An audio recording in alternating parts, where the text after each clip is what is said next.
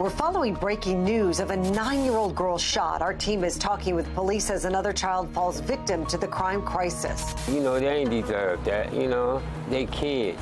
Baltimore near dead last in pandemic recovery. Baltimore really didn't do the proper things to recover economically from the pandemic. What a financial expert says leaders need to do to right the city's shortcomings post-COVID. We are going to be there to make sure that we do not have those kind of things continue. Fox 45 News keeps a close watch on the Inner Harbor after a chaotic crowd last night.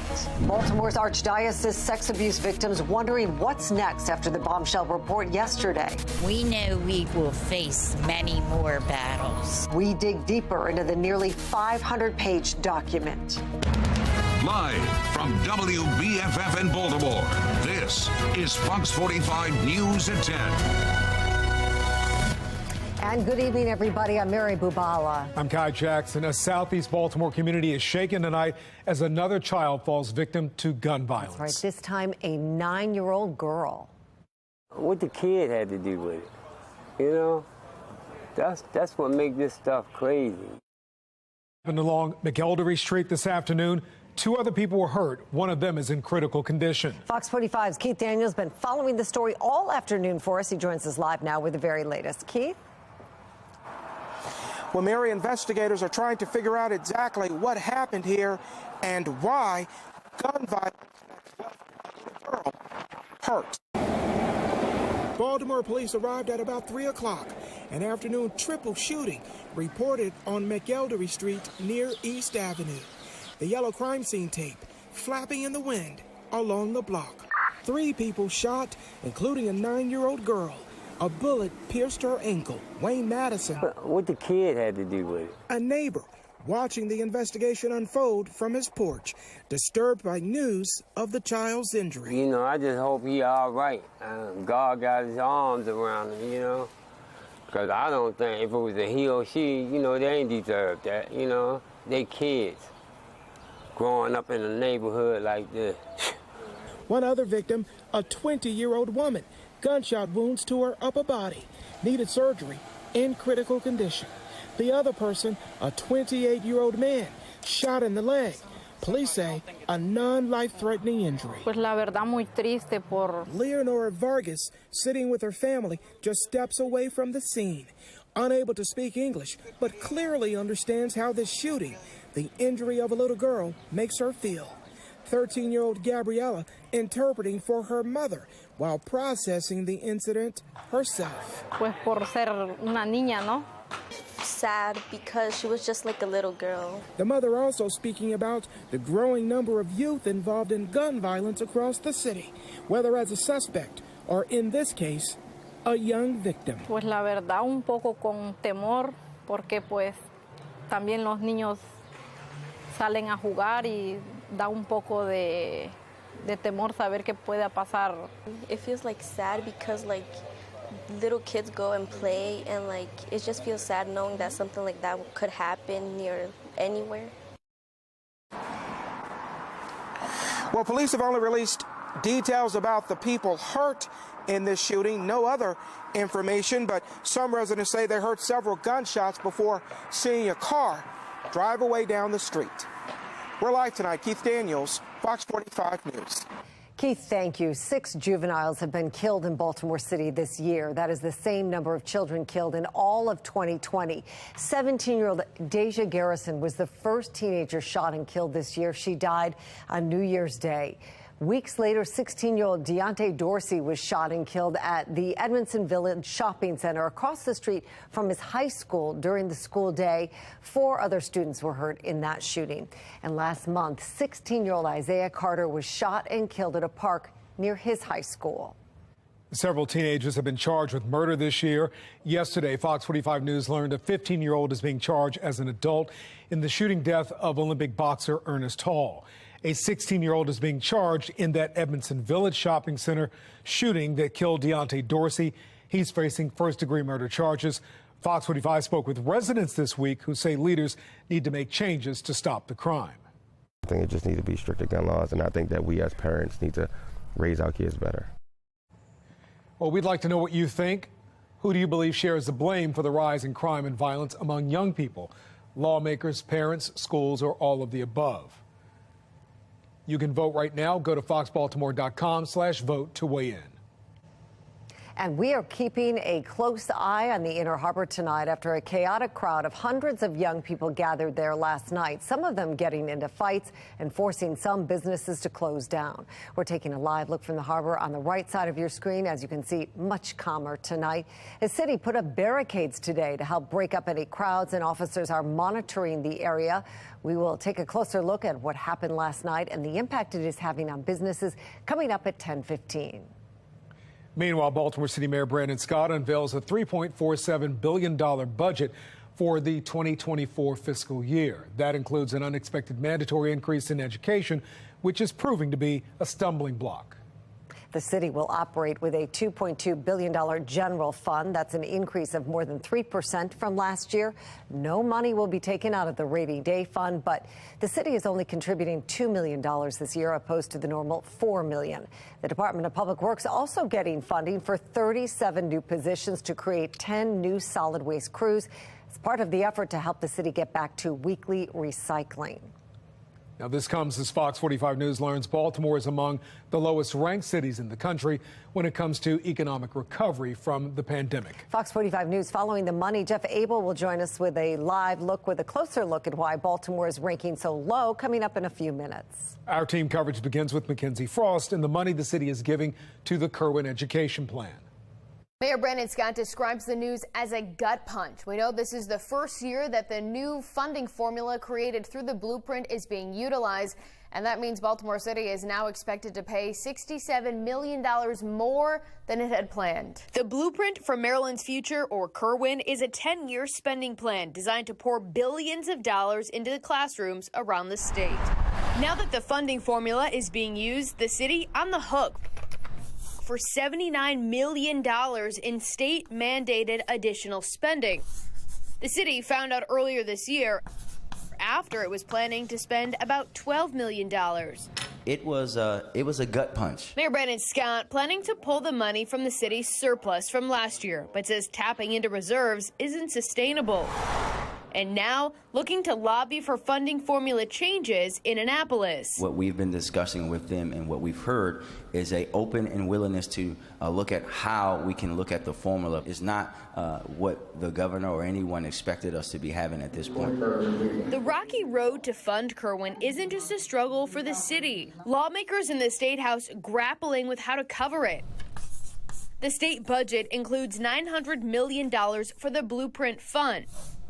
That was projected to have $2.2 billion surplus at the end of budget year 2024, but run into the red in 2027. Right now, the mayor says the money will be spent for Kerwin, noting more investment in schools could mean a better, even safer city down the road. We are going to meet this requirement because it's the right thing to do, and the only way that we're going to grow into being the best Baltimore, and that's investing in our school system. The boost in the city's bottom line means the city will be spending $392 million, or about 11% of its entire operating budget, on education. The current budget for city schools, $1.6 billion, nearly $230 million more from the previous year. The number now is only expected to climb. With a track record of ghost students, low-performing schools, and students graduating unprepared for that next step, critics have long argued adding more funding won't guarantee a fix in the city. We've seen scandal after scandal in Baltimore City, and I would ask, is the money that they currently have being used effectively and efficiently? And now Baltimore facing a spending struggle, state-mandated increases, dwindling surplus, and a school system dealing with accountability and performance problems, even as enrollment continues to drop in city schools. City Schools is expected to present its budget to the School Board of Commissioners sometime next week. Meanwhile, Baltimore already spends more than $21,000 per student, making it the fourth most funded large school district across the country. In Baltimore, Mackenzie Frost, Fox 45 News. Well, despite violent crime and significant reductions in the Baltimore Police Department, the mayor's budget cuts police funding by almost $250,000. City residents will have the chance to participate in taxpayer nights. The first one is at the end of the month. The city council will have the chance to add or cut money in the budget this year because of a charter amendment that voters approved in 2020. Fox 45 News will follow that process closely. The budget has been approved or has to be approved by June 26th. Meanwhile, some new research shows Baltimore ranks at the bottom of the list when it comes to economic recovery from the pandemic. Fox 45's Jeff Abel looking into the data for us tonight. He joins us live. Jeff, what are you finding? Well, when it does come to economic recovery, this new research shows that Baltimore is failing, at least when compared to other major cities. At City Hall, the recovery is on, and with the help of $641 million in federal dollars, the mayor is attempting to put this struggling city back on its feet. All about how we will put Baltimoreans back to work. He's dedicated millions to workforce training and millions more to violence prevention. Violence prevention efforts with American Rescue Plan dollars. But there are early indicators that despite City Hall's recovery plan, this city is still on life support. Recent research from the Economic Institute in San Francisco ranked this country's major cities on their recovery progress since the pandemic. Using federal data, researchers compared how cities were faring prior to the pandemic with how they're faring after the pandemic. And of the 25 major cities, Austin, Texas showed the most progress. Baltimore, however, fared the least. Other cities figured this out and have been able to bring back jobs and really to recover in a way that makes sense. Baltimore is at the bottom of the list. The study shows that while the labor force in most major cities has grown since the pandemic, Baltimore's has not. While most major cities have added more jobs since the pandemic, Baltimore has not. When it comes to commercial sales like hotel and office buildings and development sites, Baltimore showed the steepest drop, down 81% since before the pandemic. Sales tax revenue down 34% since before the pandemic. And for those who are working in Baltimore, researchers found that the growth of their wages is not keeping up with the growth of inflation. When you have inflation outpacing wage growth, that is a serious economic problem. Taxpayer advocate David Williams says the city should take a hard look at how it's spending its recovery dollars. There are cities that have figured this out. There are cities that are recovering. A call should go out to every city that was on top of this list and figure out what they did right so Baltimore can do the same thing. And the latest census numbers released just last week show that more than 13,000 people have now moved out of this city since the pandemic began. We are live tonight. Jeff Abel, Fox 45 News. The threat of severe weather postponed the Baltimore Orioles home opener until Friday. Rain rolled through the area this evening, but it wasn't bad. Other parts of the state saw hail. Derek sent that picture of quarter-sized hail in Queen Anne's County, right across the Bay Bridge. Here's Chief Meteorologist Jonathan Myers. Yeah, Queen Anne's County actually got hit pretty hard. Eastern Shore got it worse than everybody else. Let's show you here the damage reports that came in, and you can see all of them here in these little kind of circular little round areas. Well, one of these is actually from Centerville, where we had some power lines that were taken down along with some of that hail in that area. Now, the good news is the showers and thunderstorms continue their push south and east and away. So overnight, there still could be a few showers, maybe a sprinkle when you wake up. But the big thing you're going to notice is a much cooler Friday. I'm going to let you know what it's going to be like if you're headed out to the stadium tomorrow. My Weather Authority forecast. Next on Fox 45 News at 10, checking in on the Inner Harbor after last night's chaos forced businesses to close early, where you'll see new security barriers as business leaders plead with city officials to keep the peace ahead of the busy spring and summer periods. Well, some parents across the country demanding a say when it comes to discussing gender, where the lines are being drawn. And still ahead, in the wake of the release of the Attorney General's report on predator priests, the action being taken to help victims find justice.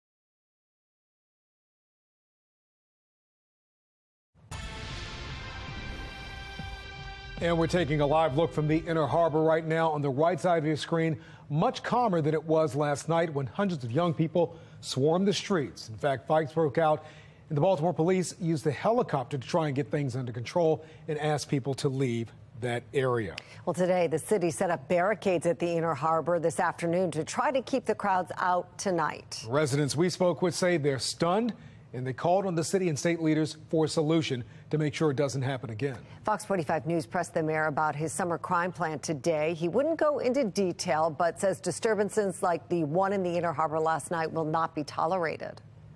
We are going to be there to make sure that we do not have those kind of things continue. They're going to be fighting. If they're going to be doing those things, they will be held accountable. All I just pray is that Mayor Scott and also Governor Moore can have a plan to be very, very proactive to overcome something like this. There have been instances of some chaos and large crowds around the Inner Harbor in the past. Last May, a similar situation happened in the same area. Dozens of kids were seen running through the harbor. At that time, business owners said that they were forced to close earlier. And this had happened before. Weeks after that, Memorial Day weekend, a suspect opened fire in the harbor, killing a teenager and injuring another. And police eventually arrested another teen for that crime. Fox 45's Alexa Ashwell has the impact business owners say they're feeling.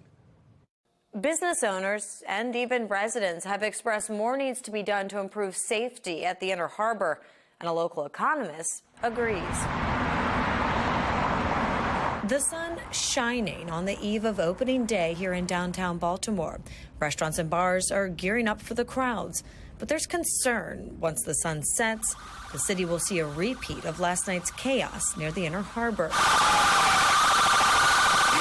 A bunch of kids gathering.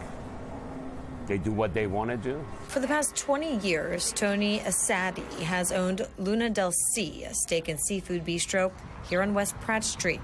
He's not surprised to hear some businesses closed early last night due to safety concerns. A decline in foot traffic, coupled with large crowds of youth, dirt bikes, and crime, has been impacting his business. This is still coming out in a business sector of the city, neighborhood that, you know, we got stadium, we got convention center, we got national and international audience visiting this area. What is that? What do they think of this city in Maryland? Local economist Aniban Basu believes the concern and frustration is justified. Running a restaurant in downtown Baltimore, the cost of ingredients has gone up as part of the inflationary story. Workers are difficult to find. Often commercial rents have been on the rise. It is also the case that many households are consuming food by ordering in, so there's more competition. And then on top of it, the madness and mayhem that is downtown Baltimore and Baltimore City generally, it makes business very difficult. Basu stressing leaders must act now, as tourism will also continue to be impacted. There are lots of options for tourists. They can go lots of different places. Mayor Brandon Scott answering to the concern, but owners like Asadi looking for a plan of action. Changes needs to be done by the people in power. Asadi specifically mentioning Baltimore City State's Attorney Ivan Bates. This is his first full year in office. He's vowed to enforce all laws in the books. The business owner is hopeful that will translate to a reduction in crime and chaos at the Inner Harbor. Alexa Ashwell, Fox 45 News. Parents across the country are pushing back on schools for talking to students about gender identity without their permission. Some say parents are fed up. And coming up at 10:30, Fox 45 News continues to dig through the Attorney General's report on sex abuse in the Baltimore Archdiocese. What to expect in the weeks ahead. And after making it to 87 today, a damp, almost chilly feel overnight. Some light showers left over after some of the rowdy storms some of us saw earlier in the evening, dropping down to 45 to 50 or so by early tomorrow morning. And of course, the O's game tomorrow afternoon rescheduled for 3:05 with a severe threat today. And it looks like it's kind of a cool and cloudy day with highs in the 50s to near 60, maybe even jacket weather. I'll let you know when you can put that jacket away again and if it's in time for Easter in a couple of minutes.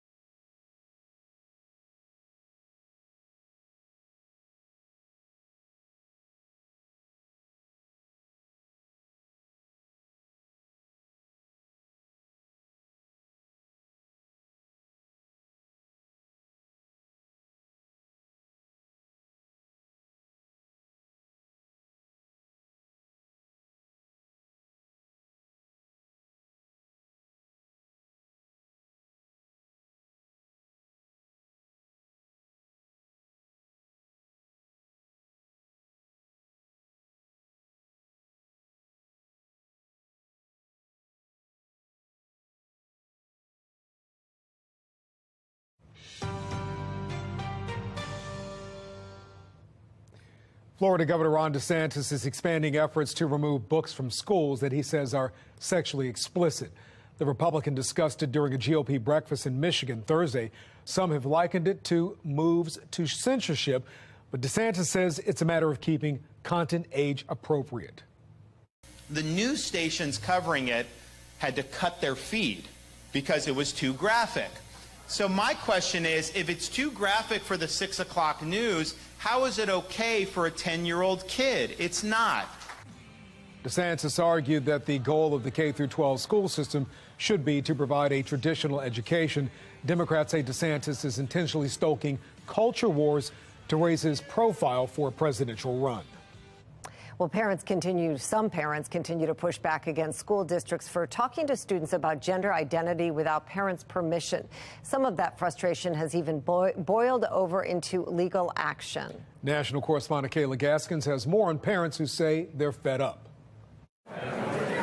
At school board meetings, parents are taking a stand. The number one stakeholder of this is the parents. This Idaho mom is just one of many parents across the country outraged over teachers speaking with students about gender identity, and in some cases, deliberately hiding information about a child's gender identity, putting parents in the dark. Some parents are making a statement at the ballot box. I'm with my wife. We're coming after your jobs if this isn't taken care of. Absolutely. But others are taking school districts to court.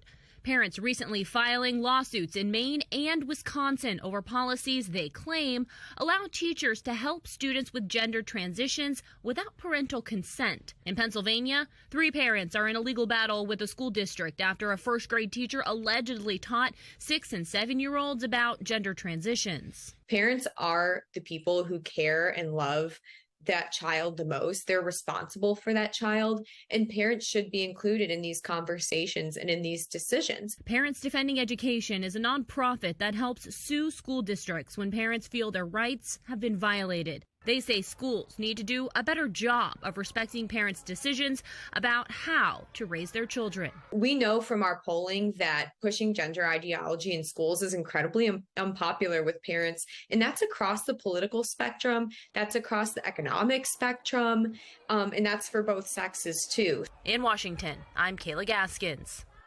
And that brings us to our national question of the day. Do you think it's appropriate for teachers to talk with students about gender identity? Use your phone's camera to scan the QR code on your screen. You can join the conversation.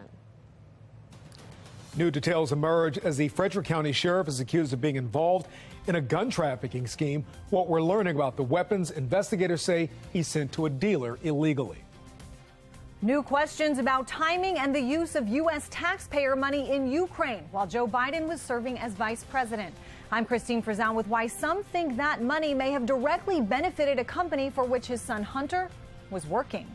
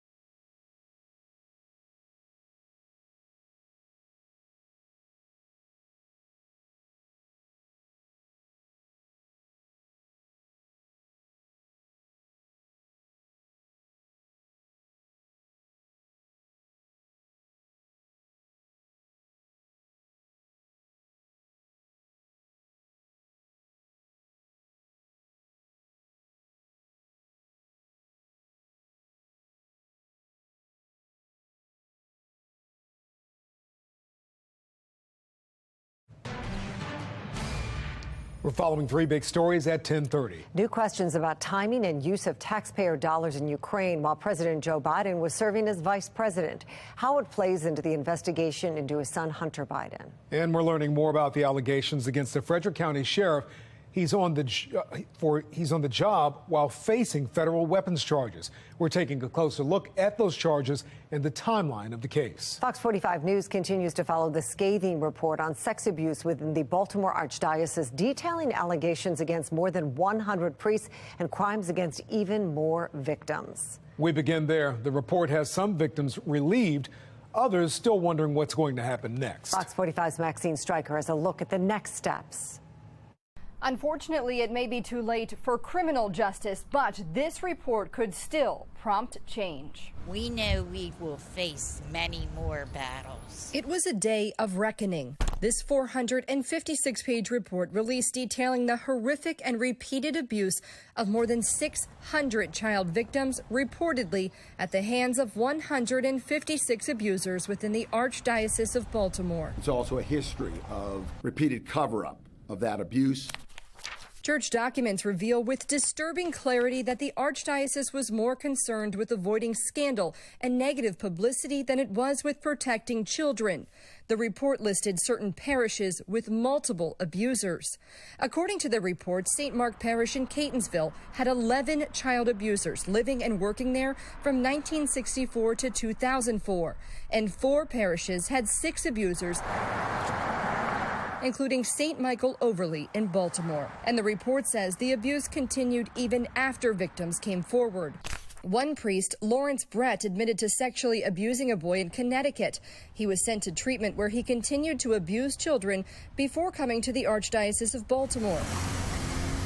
Brett was placed at Calvert Hall, a boys' school, where the report says he abused over 20 boys in Maryland. But as the survivors are left with a pain that will never fade. Who in hell would want to be excited about this horrible stuff that's going to be in these papers? What justice is there for them now? Unfortunately, most of the abusers and those who concealed their wrongdoing are dead and no longer subject to prosecution. Attorney General Anthony Brown saying it may be too late for criminal justice for those victims in the report. We never rule anything out only because, as I just called or invited others with information to reach out to our office, it's hard to predict what information may come available to us. Brown also pointing to Maryland's statute of limitations as a roadblock. Right now, the law prevents abuse victims who are over the age of 38 from suing their abusers. The report recommends amending the statute of limitations for civil actions involving child sex abuse.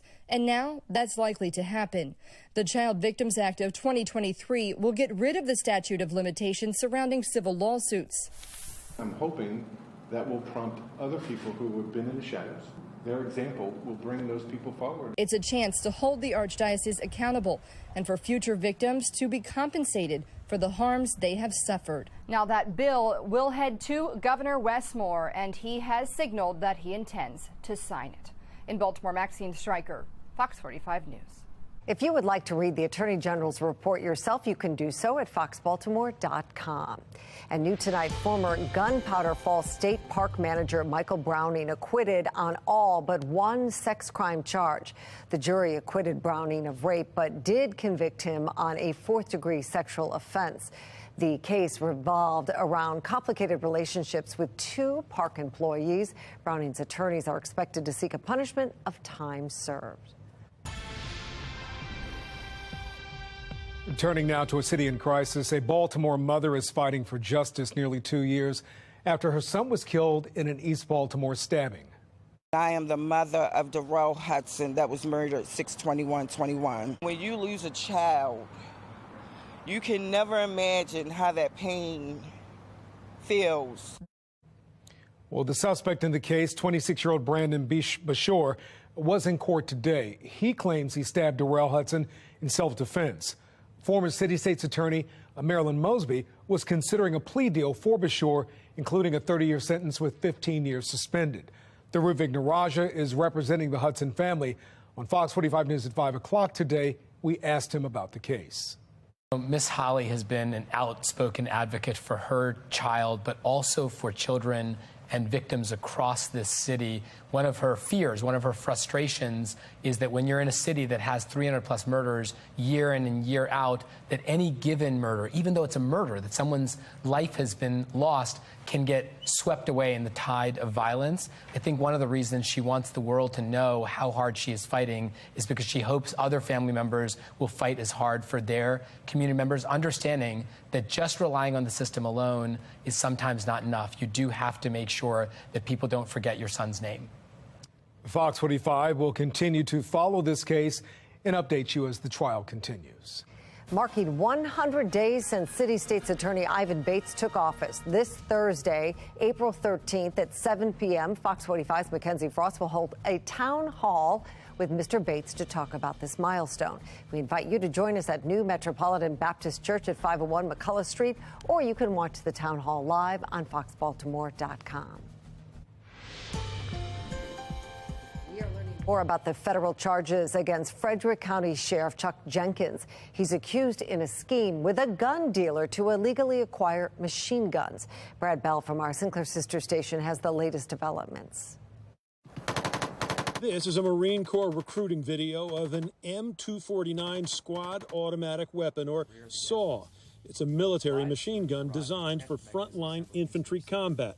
Yet according to a federal indictment, Frederick County Sheriff Charles Jenkins illegally helped the owner of this Frederick indoor shooting range buy an M249 SAW for private recreational use. The indictment lists 7 machine guns federal prosecutors allege Machine Gun Nest gun range owner Robert Kropp purchased in violation of federal law, using letters signed by Jenkins on official sheriff's letterhead, claiming falsely that the sheriff would be testing them for law enforcement purposes. None of those listed appears on this list of weapons actually issued by the sheriff's office. In Frederick today, residents telling us having an indicted sheriff is a concern. You should absolutely step down, in my opinion. I mean, you're at a high public office right now. We've had a few experiences with Mr. Jenkins and not personally a fan. The 66-year-old Jenkins was narrowly reelected to a 5th term as sheriff last fall. He started with the agency as a deputy in 1990. He calls himself a law and order sheriff. He has routinely suspended his deputies when they are accused of crimes. He is refusing to resign or step back from his official duties. His spokesman offering this justification. He feels like he can still support the role of sheriff for Frederick County. We all as an agency believe in him. There are a lot of people in this county who believe in him as well. Sheriff Jenkins is by right presumed innocent. It would take a conviction or impeachment by the legislature to remove him from office, no matter what residents think. And if the law says that he can stay in there, he can stay in there. Do I feel comfortable with that? Nope. Both Jenkins and Kropp are declining comment. Both are due in federal court in Baltimore next week. In Frederick, Brad Bell, Fox 45 News. Taking a look now at the Fox Box top left, Tennessee's overwhelming Republican majority in the state legislature has voted to oust 2 of 3 Democratic colleagues who participated in rallies at the Capitol this week in support of students calling for gun reform. 1 vote failed. Well, top right, the IRS is outlining how it wants to use its $80 billion funding boost. It pledges to hire more call takers and expand audits of high wealth taxpayers. Some Republicans warned this could lead to more middle-class audits, which Democrats who passed the funding deny. Bottom left, the Biden administration released a new proposal that could prevent schools receiving federal funding from banning a transgender athlete from competing on teams consistent with their gender identity. Any proposed limits on athletes must consider sport, level of competition, and age groups. On the bottom right, the White House is defending the withdrawal of U.S. troops from Afghanistan. 13 American service members were among those killed in the 2001 attack outside the Kabul airport. The Biden administration places much of that blame on the decisions made by former President Trump. A new layer in the investigation into Hunter Biden's business dealings during the time his father served as vice president. It concerns his role on the board of Burisma, a Ukrainian gas company, which we're learning benefited from assistance from the United States under the leadership of Joe Biden. National correspondent Christine